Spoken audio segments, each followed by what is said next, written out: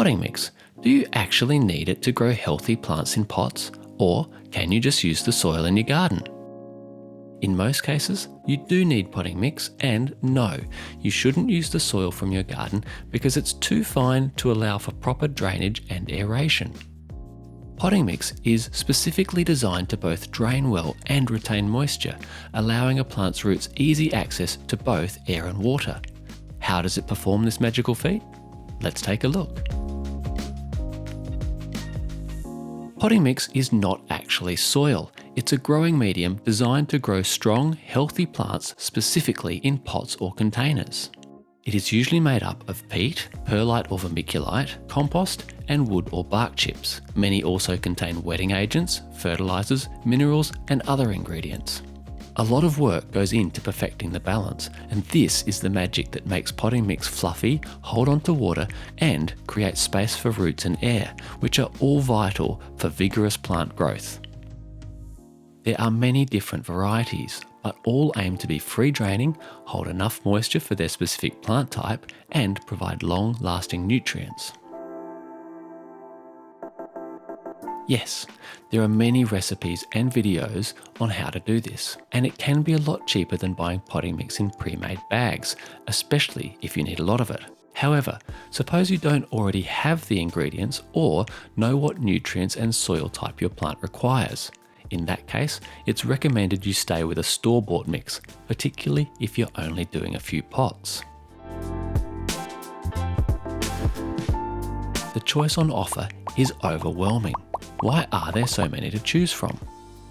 Different plants need different soil types, and that's why there are so many different choices.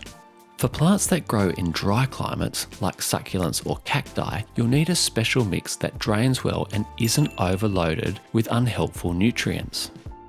When growing orchids, which often grow in the tropics attached to or in the forks of trees, you want an orchid mix. These are made up of chunky wood chips, sphagnum moss, and composted barks that allow for easy root anchoring, good drainage, and importantly, moisture retention. For herbs, vegetables, and many fast-growing flowers or indoor plants, a good quality, premium, all-purpose potting mix is the best choice. They generally have higher levels of soluble nutrients for vigorous growth and flowering. There are also special varieties for fruit trees, citrus, roses, seed raising and cuttings, among many others. If in doubt, ask at your garden centre and they will be able to advise you on the best variety for your choice of plant. Yes, it's more expensive, but it pays for itself many times over. Cheap potting mixes tend to dry out, they compact down, and they lack the necessary nutrients for sustained plant growth, which leaves your plant stunted or worse. Depending on what you grow, you may need to add some extra nutrients every now and again, but a premium potting mix is a great place to start. Not only do different plants need different soil types, they need access to different minerals and nutrients. General purpose potting mixes should supply nutrients for at least 3 months, and some more specialised ones for up to a year. These are known as slow-release fertilisers and are good because they provide small amounts of nutrients over a long period of time. They tend not to wash away, and importantly for indoor plants, they don't smell. This, of course, will depend on the size of your pots and what you are planting, but here's a handy guide.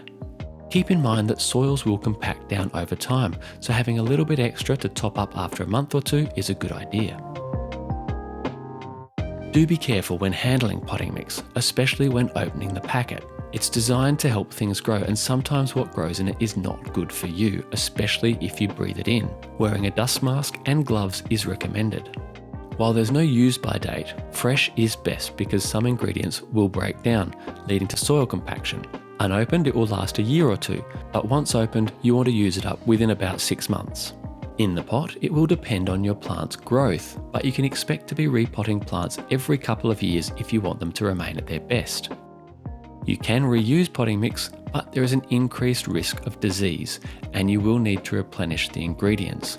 Again, there are many videos out there that will show you how to do this safely and with good results. When you get to potting, it's a good idea to cover up large drainage holes, anything bigger than the width of your finger.